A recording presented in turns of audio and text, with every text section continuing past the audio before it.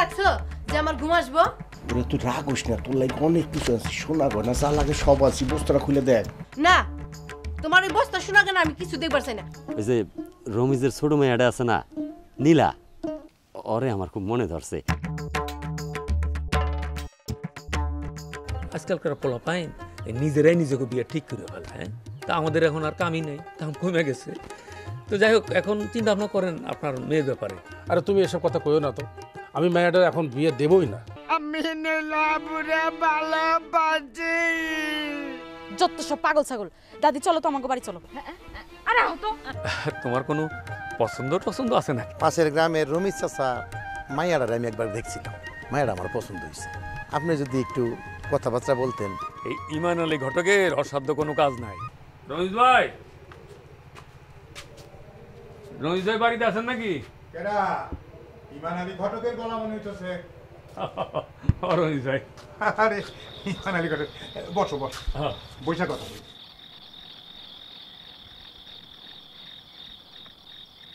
তা কি মনে করে ভাই? নাই আইলাম আর কি। কই ভাবি কই? হ্যাঁ আছে আছে, এই রেখা নীলার মা, দেখো ইমান আলী ঘটক আইছে, এদিকে আসো।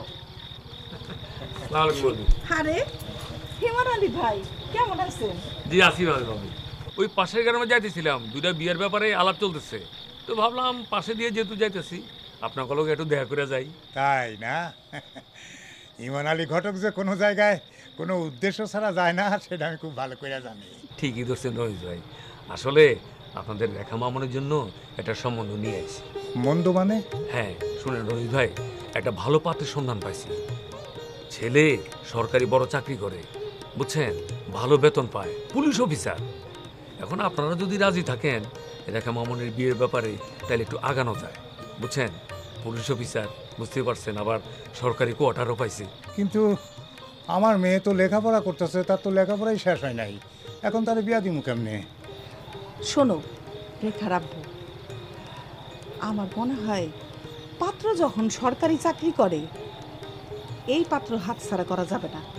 তুমি আমাকে রেখার সাথে এই পাত্রের বিয়ের ব্যবস্থা করো।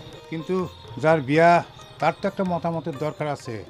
তাছাড়া আমার রেখা না, রেখার সাথে আমার নীলা মামনি হাতে পায়ে বড় হয়ে গেছে, দুইজনই বিয়ের উপযুক্ত হয়ে গেছে। আসলে মেয়ে দুইটারে যদি এরকম একটা সুপাত্রে পাত্রস্থ করতে পারতাম, তাহলে ময়রাও শান্তি পাইতাম, আর আমাকেও ঝামেলাও দূর হইতো, তাই না? আর তাছাড়া সরকারি চাকরি করার পাত্র আজকাল তো দেখাই যায় না, খুব কঠিন। তুমি তাইলে তার লাগে কথা কও, আর ঘটক ভাই তুমিও কথাবার্তা চালাইয়া যাও, একটা কিছু তো হইবই। আর একটা কাম করো, ওই পাত্রটারে একদিন আমাকে বাড়িতে নিয়ে আসো। হ্যাঁ নিয়ে আসুন না, আপনি যেদিনই করবেন আমি ওই দিনে নিয়ে আসুন। তো রমেশ ভাই, তাহলে আমি আজকের মতো উঠি। না না না না, আজকে কিছু দরকার নাই, আর একটা বিয়ের আলাপ আছে। আসসালামু আলাইকুম। ওয়ালাইকুম সালাম। ওয়ালাইকুম সালাম।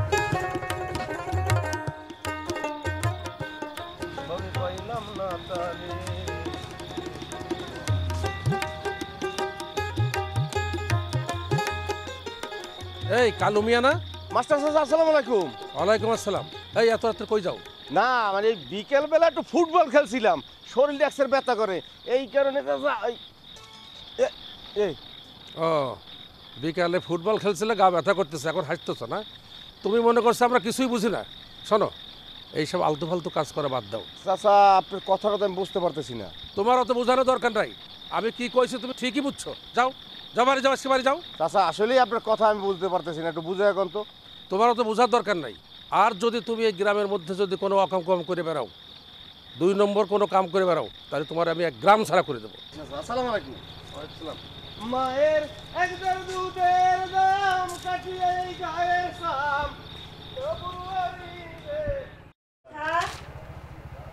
রেখা। কি মা?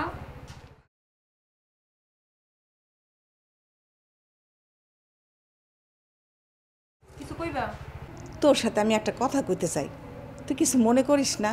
কি মনে করুম কও, কি কইবা কইয়া ফেলাও। মাইয়ারা যখন বড় হয় তখন বাপ মার একটা চিন্তা থাকে ভালো একটা পাত্রস্থ করার জন্য। আর আমরা একটা ভালো ছেলের খোঁজ পাইছি, ছেলে পুলিশে বড় অফিসার, ছেলেটা দেখতে শুনতেও ভালো। তুই রাজি হয়ে যা মা। শোনো মা, আমি এখন বিয়া শাদী করুম না। আর এইসব তুমি কি কইতেছো? না রে মা, এত ভালো একটা পাত্র খোঁজ পাইছি আমরা, এটা তো হাতছাড়া করা যাবে না। তাছাড়া তোর বাপও রাজি হয়ে গেছে, খুব তাড়াতাড়ি আমরা বিয়ের ব্যবস্থা করব। ছেলে সরকারি চাকরি করে, ঢাকায় থাকে, ঢাকায় সরকারি বাসা পাইছে, বিয়ে কইরা বউ নিয়ে ঢাকায় চলে যাব। তুই রাজি হয়ে যা মা। মা, তোমরা কি আমার মতের বিরুদ্ধে বিয়া দিবা? ঠিক আছে, দেও বিয়া, আমি কিছুই কমো না। আমার মতামতের বুঝি তোমাদের কাছে কোনো দাম নাই? তুই অমত করিস না মা। কি ব্যাপার রেখার মা? আমার রেখা মামনির মনটা খারাপ মনে হইতেছে। ওই যে ঘটকি মানালি একটা ভালো প্রস্তাব নিয়ে আসছিল, সেই কথাটাই রেখা মামুনিরে বুঝাইতেছিলাম। ও, এই জন্যে মন খারাপ? মারে, তুই তো জানিস আমরা খুব সাধারণ কৃষক পরিবার। আমার যেটুকু জমি জমা আছে, সারা বছর যে ফসল হয় তাতে কোনো মতো খায়া পড়ে আমার করে বছর পার হয়ে যায়। মা, একটা ভালো পাত্র পাওয়া গেছে রে মা, সরকারি চাকরি করে। এরকম পাত্র তার নাও পাইতে পারি। তুই অমত করিস না মা, তুই রাজি হয়ে যা। আব্বা, আমি এখন বিয়া শাদী করুম না। আগে লেখাপড়া করে নিজের পায়ে দাঁড়ামো, তারপর বিয়া শাদী করুম। আর তোমরা এইসব নিয়ে চিন্তা করো না, এইসব চিন্তা তুমি মাথা থেকে ফালাও। তুই কি করছ রে মা?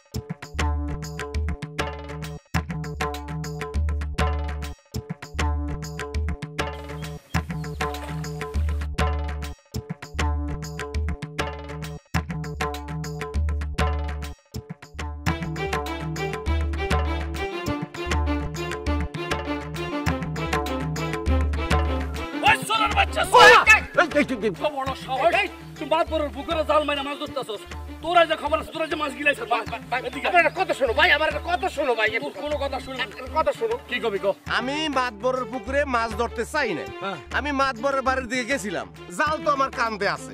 চিন্তা করলাম বাড়ির ভিতরে কেউ নাই, ঘর দরজা আটকে না। তারপরে এই পুষ্কর যাইতে রয়েছি, বলে চিন্তা করলাম মাছ আছে কিনা একটা খেয়াও দি, মাছ যেটা উঠবো মাতবর বাড়িতে দিয়ে আমি জালটা লয়ে বাড়ি যাবো। মাতবরের তোমার মাছ দেওয়া লাগবে না, মাতবরের মাছ দাও না, অনেকে আছে। তুমি ভাই আচ্ছা ভাই, আমার আরেকটা কথা, এই যে মাছ যে কটা জালে উঠছে, তুমি এক কাজ করো ভাই, মাছ কটা নিয়ে যাও, আমার ছেড়ে দাও, আমি যাই গা। না, কোনো ছাড়াছাড়ি নাই বাবা, তোমার কোনো ছাড়াছাড়ি নাই। তুমি এবার এখন মাতবরের কাছে আও, তোমার মাতবরে যদি ছাড়ে তাহলে তুমি ছাড় পাইবা, নাহলে কোনো ছাড় নাই। কোনো রাখা রাখা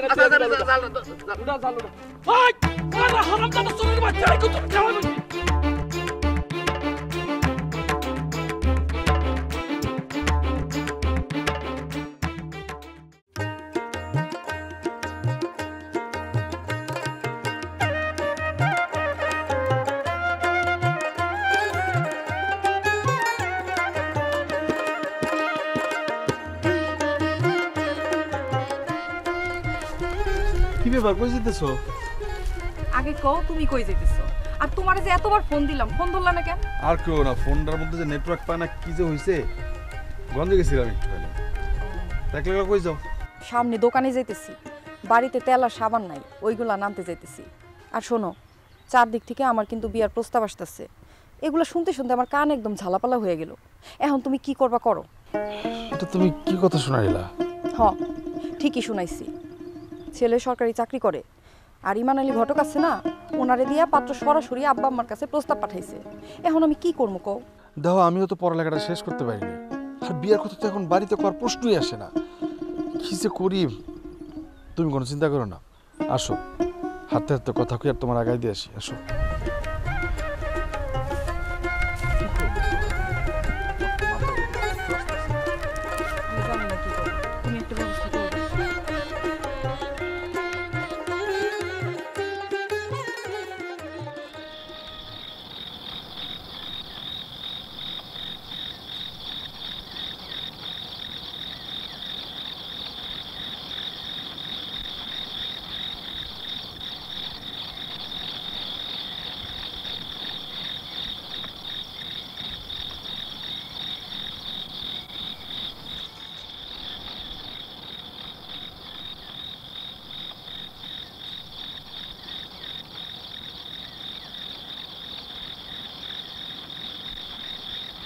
নীলা, ও নীলা, কে? আমি শিহাব, একটু বাইরে আসো না। আরে তুমি কি পাগল হইছো? এত রাত্রে বাইরে যাবো মানে? যদি কেউ টের পাওয়া যায়? আসো না প্লিজ, আসো। না, আমি আসতে পারবো না। আসো না প্লিজ, প্লিজ, প্লিজ। আসতেছি।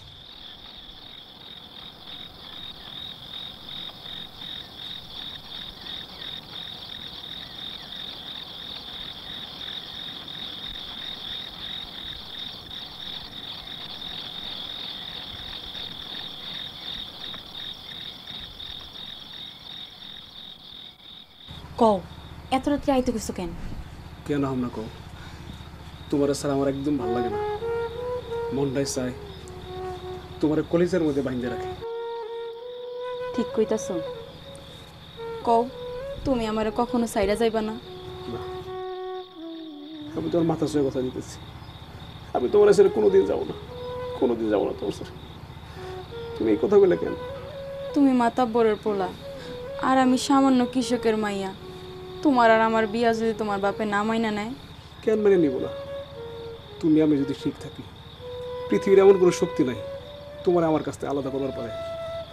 আমি তোমার জন্য বইটা যাবো না। তুমি এমন কথা কইও না শিহাব। আমরা দুজনে একসাথে বাঁচবো, মরলেও আমরা একসাথে মরবো। সত্যি বলতেছি, সত্যি সত্যি বলতেছি। তুমি ধৈর্য ধরো, দেখবা আল্লাহ একদিন সব ঠিক করে দেবে, সব ঠিক করে দেবে।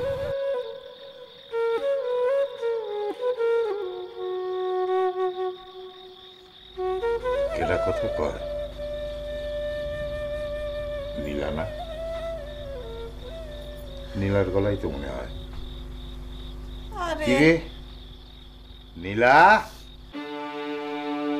সর্বনাশ, আব্বা উঠে গেছে। তুমি এখন যাও। আরে যাও, আরে আব্বা দেখে ফেলবে, তুমি যাও।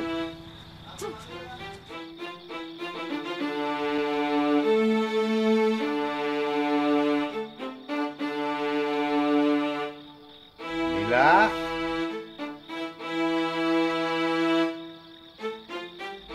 আব্বা ডাকছো কেন? ঘুমাস নাই? এই এত রাতে কথা কইতেছস? ঘুম বাদ দিয়ে কার লগে? কই না তো আব্বা, কারোর সাথে কথা কই না তো। ঘুমা ঘুমা, রাত হয়ে গেছে তো। এত রাত বেড়ে কথা কয় নাকি?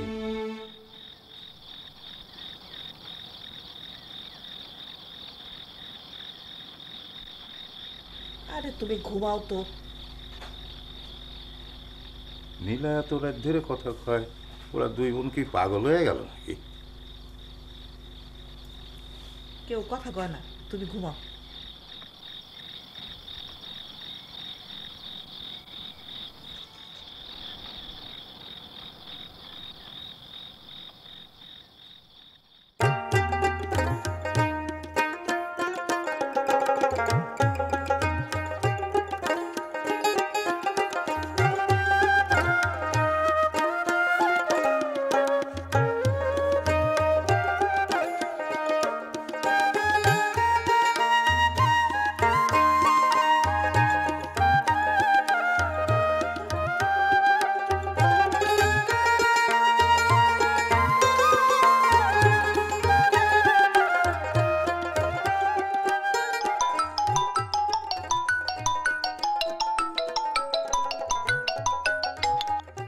হ্যালো, আসসালামু আলাইকুম।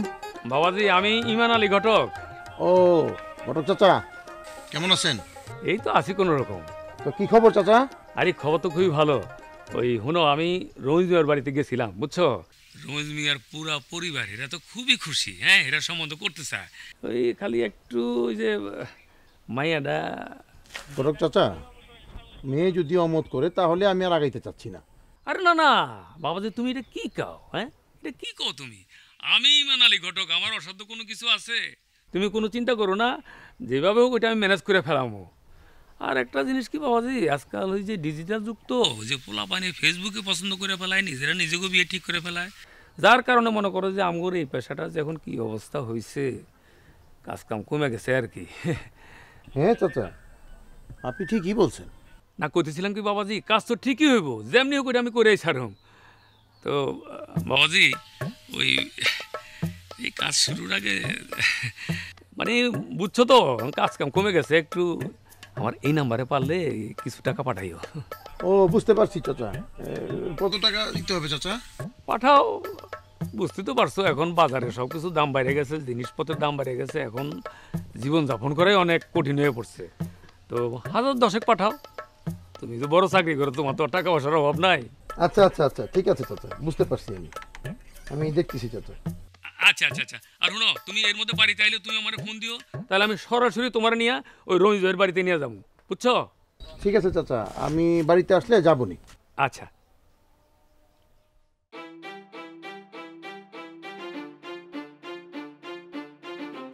ঘটক চাচার তো বেশ লোভ, এতগুলো কথা কইল, কাজের কাজ কিছুই হইল না। সরকারি চাকরি করি, লিমিটেড বেতন, এটা কোন ঝামেলায় পড়লাম। আচ্ছা ঠিক আছে, কিছু টাকা পাঠাই দিই। আমার না খুব ভয় লাগতেছে, যদি ওই পুলিশ অফিসার বিয়ার জন্য চাপ প্রয়োগ করে তখন তুমি কি করবা? শোনো, এরকম কিচ্ছু হইব না। না ওই একটু বাজারে যাইতে আছি। এত রাইতে বাজারে কি ব্যাপার? না ওই বউ কইলে যে চানাচুর মুড়ি খাইবে, মুড়ি আছে চানাচুর নাই। বাজারে যাই দেই কোনো দোকানপাট খোলা থাকলে দুটো চানাচুর আনবো, বউ খাইবে। তাই না? জি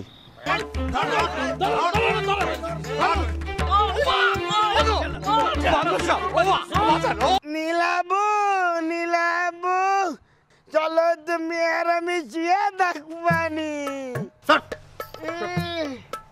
যাইও না নীলাবু, আমি তোমার ছাড়া বাঁচুম না, আমি তোমার ছাড়া থাকতে পারব না পিয়াস। আমিও তোমার সাথে বাসুম না।